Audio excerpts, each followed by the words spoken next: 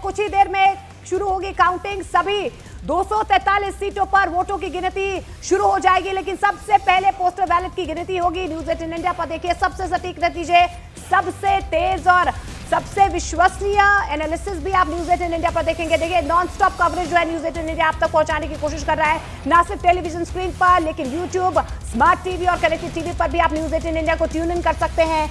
अब से थोड़ी देर के बाद ठीक 8 बजे से देखिए वोटों की गिनती शुरू हो जाएगी।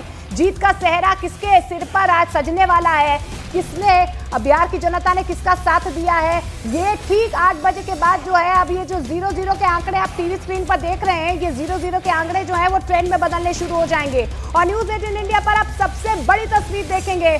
आपको तमाम टेलीज बदलती हुई 8 बजे के बाद जो है वो शुरू हो जाएगी। अपने अपने दावे, अपने अपने वादे जो है तमाम पार्टी की तरफ से किए गए हैं, लेकिन 8 बजे के बाद उन तमाम वादों में कितना दम है वो 8 बजे के बाद आप न्यूज़ 18 इंडिया पर सीधे तौर पर देखेंगे। तो 45 मिनट बाकी है और अब किसकी सरकार बनने जा रही है। आज का दिन सब कुछ साफ साफ पिक्चर दिखाने वाला है, क्योंकि आज 14 नवंबर 2 चरणों में जो मतदान हुआ, मतदान के बाद आज नतीजे आने जा रहे हैं और नतीजों से पहले लगातार दावे किए जा रहे हैं, चाहे आरजेडी हो, जेडीयू हो, बीजेपी हो, तमाम दलों की तरफ से दावे किए जा रहे हैं कि भाई हम बिहार में बनाने जा रहे हैं सरकार। लेकिन न्यूज़ 18 इंडिया पर लगातार आपको हम तस्वीरें दिखा रहे हैं, पोस्ट भी सामने आ रही है। नतीजों से पहले जेडीयू का एक्स पर पोस्ट सामने आया, जहां पोस्टर पोस्ट करके जीत का दावा किया गया। जेडीयू की तरफ से लिखा गया कि बस कुछ घंटों का इंतजार, फिर से आ रही है सुशासन की सरकार। ये जेडीयू की तरफ से पोस्ट किया गया है, एक पोस्टर जारी किया गया है और साथ ही साथ जीत का दावा किया गया है। ये देखिए, यही है वो पोस्टर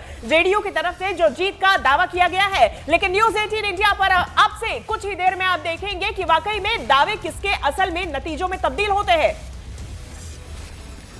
तो किसके दावों में दम होगा ये 8 बजे के बाद पता चल पाएगा। चंद्रमोहन का रुख कर लेते हैं। चंद्रमोहन, देखिए अब 8 बजने वाले, सिर्फ 45 मिनट बाकी है और 45 मिनट के बाद जो है जो दावे यहाँ पर किए जा रहे हैं उनकी सच्चाई नजर आएगी कि जीत का सेहरा किसके सिर पर सजने वाला है। क्या माहौल नजर आ रहा है वहां पर? बिल्कुल, देखिए किसके दावे में कितना दम है ये तो 8 बजे के बाद ट्रेंड भी दिखने लगेगा और सब तस्वीरें भी धीरे धीरे साफ होने लगेंगी। लेकिन उससे पहले आपको तस्वीर एक दिखाने की कोशिश करेंगे मुख्यमंत्री आवास के बाहर का, जहां पर सुरक्षा कर्मियों का जो है वो शिफ्ट बदल गया और नए शिफ्ट में जो आने वाले हैं वो धीरे धीरे यहाँ पर पहुँचने लगे हैं। और देखिए ये स्वान दस्ता भी पहुँच चुका है। आज तस्वीर यहाँ की बदली हुई इसलिए दिखाई दे रही है, सामने जो है यहाँ पर सुरक्षा कर्मी आमतौर पर गाड़ी लगाते थे, लेकिन आज सबको गाड़ी अंदर ले जाने पर रोक लगा दी गई है और सीधे तौर पर यह निर्देश दिया गया है मुख्यमंत्री आवास से कि जो भी यहां पर पहुंचेंगे गाड़ी अपना बाहर लगाएंगे और उसके बाद अंदर जाना है, चाहे वो सुरक्षा कर्मी हो या फिर कोई भी अधिकारी हो, नेता हो, सबको यह सख्त तौर पर निर्देश दिया गया है। और ये भी श्योर किया गया है कि जो लोग भी पहुंचेंगे, अभी जब तक अंदर से निर्देश नहीं आएगा तब तक वो अंदर भी नहीं जा पाएंगे। तो ये मुख्यमंत्री आवास की तस्वीर है, लेकिन एक और तस्वीर आपको दिखाने की कोशिश करेंगे। देखिए सामने राजभवन है और जैसे जैसे लोगों के दावे अपने अपने ओर बढ़ेंगे, चाहे वो महागठबंधन की ओर से हो या फिर एनडीए की ओर से, मुख्यमंत्री कौन रहेगा यहां से तय होना है। और अहम भूमिका राजभवन की हो जाती है। जब चाहे वो एनडीए की सरकार बनती हो तो मुख्यमंत्री नीतीश कुमार अपना दावा पेश करने के लिए यहां पहुंचेंगे और अगर महागठबंधन की सरकार बनती है तो तेजस्वी यादव अपने तमाम विधायकों के साथ यहां राजभवन पहुंचेंगे अपना दावा पेश करने के लिए। लेकिन अभी सुबह का वक्त है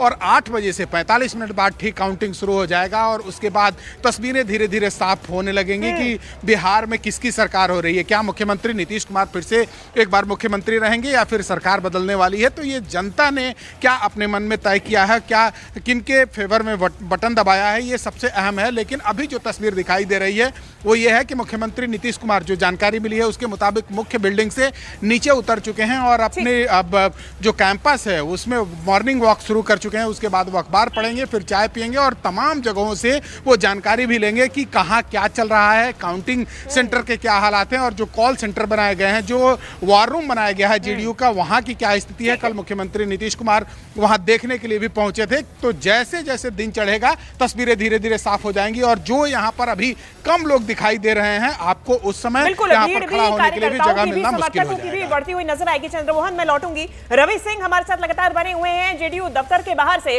रवि, 67% से ज्यादा की वोटिंग, पिछली बार से करीब 10% ज्यादा, ये सुशासन बाबू को की लौटने की उम्मीद है या फिर बदलाव की दरकार? क्या अभी दफ्तर के बाहर का क्या माहौल? इस बात को लेकर एनालिसिस किया जा रहा है, समीक्षा किया जा रहा है। और पिछले जो पैटर्न है जिसमें यह देखा गया है कि जब वोटिंग फीसदी बढ़ती है और यह घटती है तो उसके मायने क्या होते हैं, क्या सरकार, मौजूदा सरकार बदल जाती है, बदलाव हो जाता है या फिर वो कंटिन्यू रहता है। लेकिन फिलहाल मैं जेडीयू दफ्तर के बाहर की जो तस्वीरें अलग अलग पोस्टर और बैनर के जरिए भी दिखा रहा हूं, जिसमें प्रधानमंत्री की सबसे ज्यादा बड़ी फोटो और इसी तरीके के बिल्कुल इसी रोड पर अगर मैंने कल देखा था प्रधानमंत्री के साथ में नीतीश कुमार के भी फोटोग्राफ है, जिसमें दोनों ही सरकार यानी केंद्र सरकार की और राज्य सरकार की जो कामकाज है, विकास के जो दावे किए गए थे उसमें कितना डिलीवर किया गया है, वो तमाम चीजों को लेकर जिक्र किया गया है।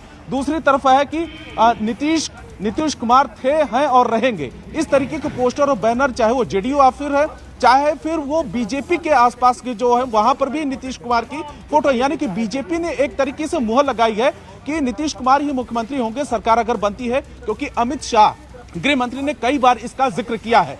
एक तरफ मैं कैमरा पर्सन यहां पर निजाम से कहूंगा कि टाइगर जिंदा है, वो भी पोस्टर देख पा रहे हैं। देखिए अपने अपने पोस्टर्स के जरिए, अपने अपने दावों के जरिए जो है यहाँ पर कहीं ना कहीं सुनिश्चित किया जा रहा है अपनी जीत को। लेकिन इस बीच हम अमित पांडे का भी रुख कर लेते हैं, बीजेपी दफ्तर से बादशाह जुड़ रहे हैं। मैं फटाफट से सभी रिपोर्टर्स के पास जाना चाहूंगी।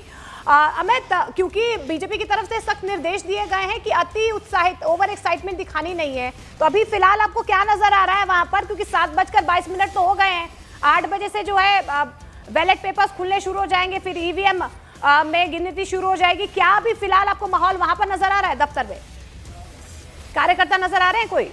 देखिए अब से थोड़ी देर में बीजेपी के जो प्रदेश जो प्रदेश के पदाधिकारी हैं वह यहाँ पर आएंगे और उसके बाद जो नतीजे, जो काउंटिंग प्रोसेस चल रहा है उस पर अपनी नज़र रखेंगे।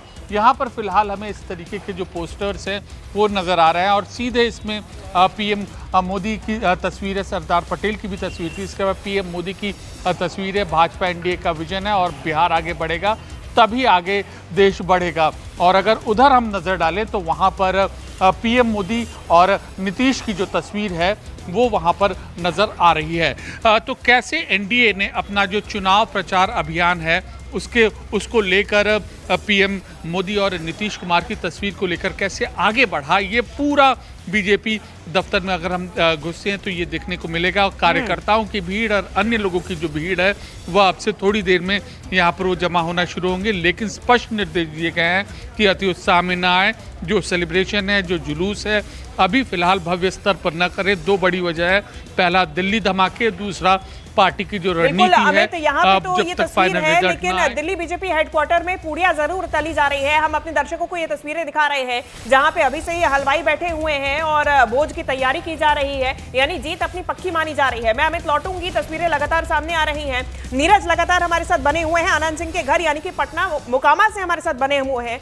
नीरज, कुछ देर पहले आपने दिखाया था कुर्सियां जरूर बिछी हुई हैं, लेकिन अब सवाल यही है कि जरा सा इधर उधर हुआ तो जेल में सन्नाटा पसरेगा या फिर जश्न मनाया जाएगा, वो तो तभी साफ होगा। लेकिन अगर पक्ष में नहीं निकले नतीजे तो इन कुर्सियों पे उदासी ही बैठी नजर आएगी फिर।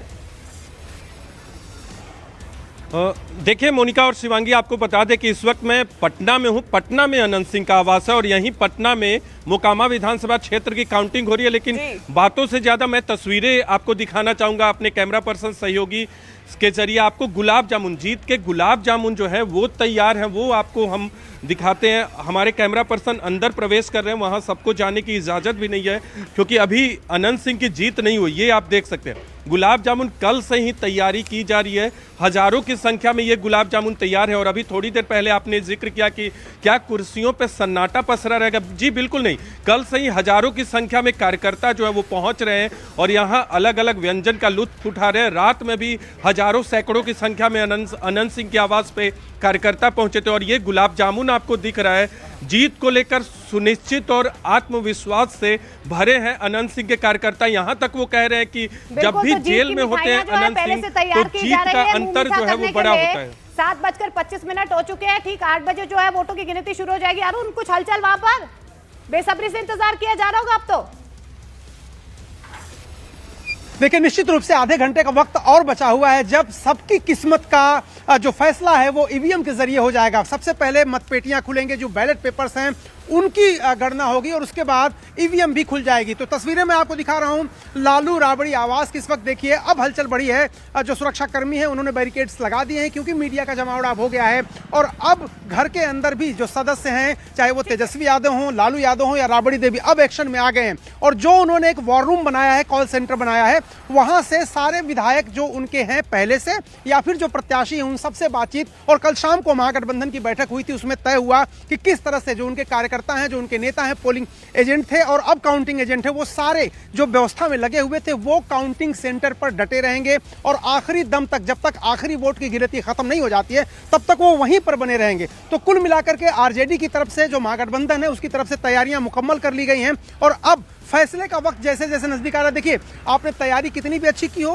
एग्जाम का पेपर कितना भी बढ़िया लिखा हो, लेकिन रिजल्ट आने से पहले दिल की धड़कन बढ़ती है, ब्लड प्रेशर तो बढ़ता ही है। चाहे वो इधर के लोग हों चाहे उधर के लोग हों, दावे टेलीविजन के सामने करना एक अलग बात है, इतर बात है, दीगर बात है, लेकिन दिल के अंदर और मन के अंदर जो एक संशय रहता है कि कहीं कोई कमी तो नहीं रह गई, रिजल्ट कैसा आएगा, जैसा मैंने चाहा वैसा आएगा कि नहीं, ये देखने वाली बात होगी। पिछले बार अगर महागठबंधन और एनडीए के बीच सीटों के अंतर की बात करें तो 1 दर्जन सीटों का ही फासला लगभग था और लगभग इतना ही, लगभग 12-13 हजार वोटों का अंतर था। तो जैसे ही कोई गाड़ी यहाँ आती है, देखिए लालू यादव रोज निकलते हैं अपने घर से मॉर्निंग वॉक के लिए, तो तस्वीरें कैद करने के लिए तमाम जो मीडिया कर्मी यहाँ पर हैं कि वो जब निकलेंगे पहली बार आज जो मतगणना से ठीक पहले, तो वो क्या बॉडी लैंग्वेज उनकी होती है, क्या कुछ कहना चाहते हैं वो और क्या कुछ मीडिया के सामने वो कहते हैं, क्योंकि वो आजकल कम बोल रहे हैं, लेकिन जब बोलते हैं लालू यादव, चूंकि दशकों की उनकी राजनीति रही है और निश्चित रूप से उनके ऊपर ही सबसे ज्यादा एनडीए ने हमले किए हैं। आप नीतीश कुमार की बात करिए, प्रधानमंत्री की बात करिए, गृह मंत्री की बात करिए, चिराग पासवान की बात करिए, लालू यादव के राज को ही टारगेट किया जाता है लगातार और तेजस्वी यादव को उसका जवाब देना पड़ता है। और इसीलिए शायद तेजस्वी यादव ने 2 दिन पहले जो प्रेस कॉन्फ्रेंस की उसमें स्पष्ट तौर पर कहा कि आज उनकी जीत होने वाली, 14 नवंबर को शपथ लेने वाले हैं और 26 नवंबर से लेकर 26 जनवरी के बीच सारे अपराधी जो हैं वो जेल में होंगे। जाहिर सी बात है, जो जंगल राज का आरोप लगता है उसको निगेट करने की उनकी कोशिश है।